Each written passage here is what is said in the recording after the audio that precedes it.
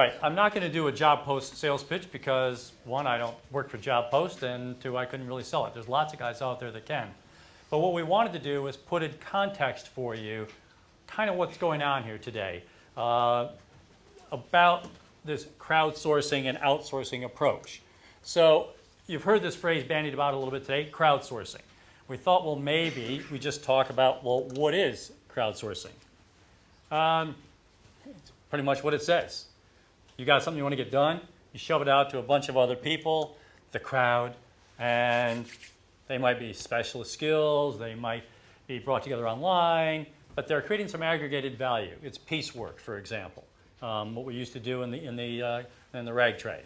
So what we do typically, with the internet. Are we using any crowdsourcing platforms now? You might recognize some of these. Wikipedia, one of the great examples of a crowdsourced idea. Let's just go ask everybody else to just contribute content. TripAdvisor, Amazon with its reviews. We're all asking other people to do our little bits and pieces of work.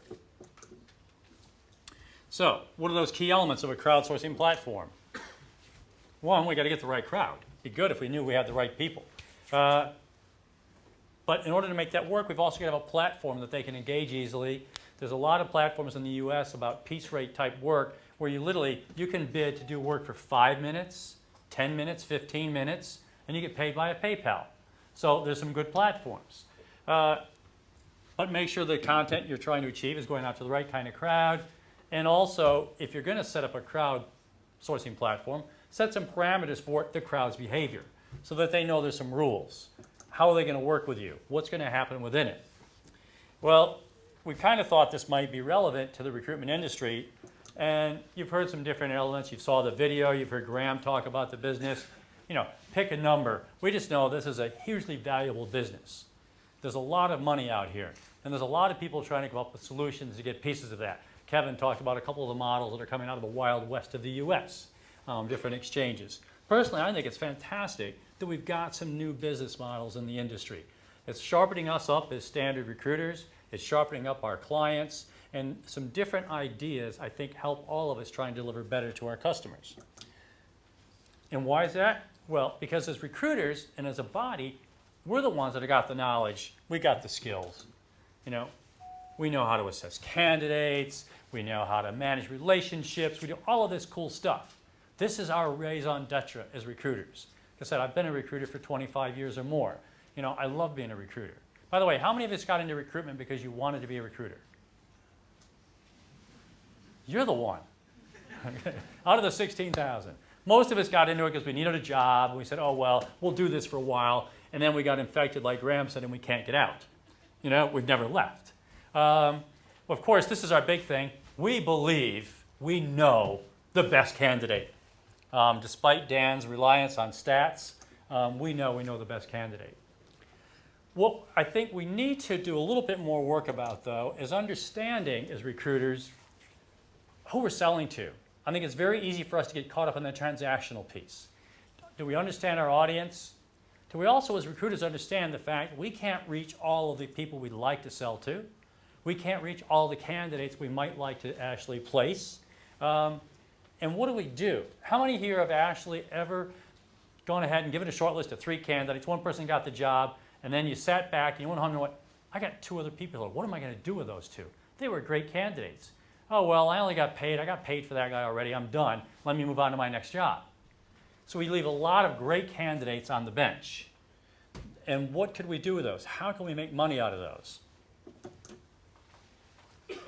At the same time, the people we are trying to sell to, they've got some challenges. And we heard this a lot this morning. Anybody here do cold calling still? Right? And how warm is your reception when you make that call? Isn't it great? They love getting that cold call from us, don't they? They think we're sending them too many irrelevant candidates.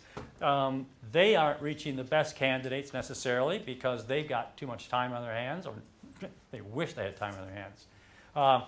Hiring takes too long, all this stuff. So these are challenges that they've got that we as recruitment have to figure out ways to help solve. How many of you have all fallen afoul of this one? Red tape, green to have a new supplier.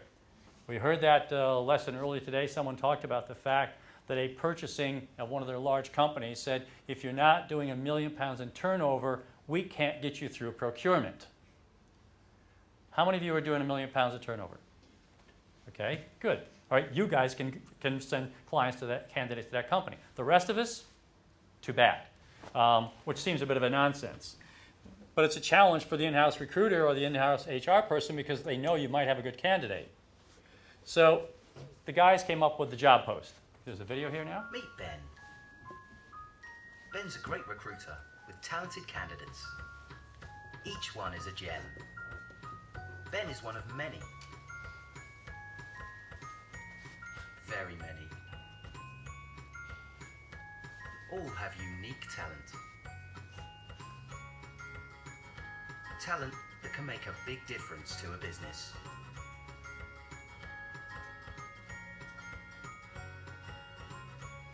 Say hi to Kate. Kate wants talented people so that her business can outshine the competition. She works with a handful of recruiters, hopeful of finding the best gems. But those gems could be anywhere in a large crowd, meaning Kate is likely to be missing the very best talent. Ben has the perfect gem for Kate, but it's not always easy to get noticed. It's a problem. How do you find the very best person for every job? This is TheJobPost. It's a platform for recruiters, all recruiters. It identifies which recruiter can supply the best talent. Screened and approved for each vacancy posted, and it's fast. Now everyone is happy.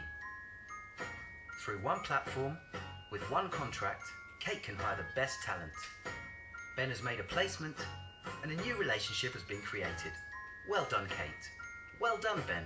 And well done, TheJobPost.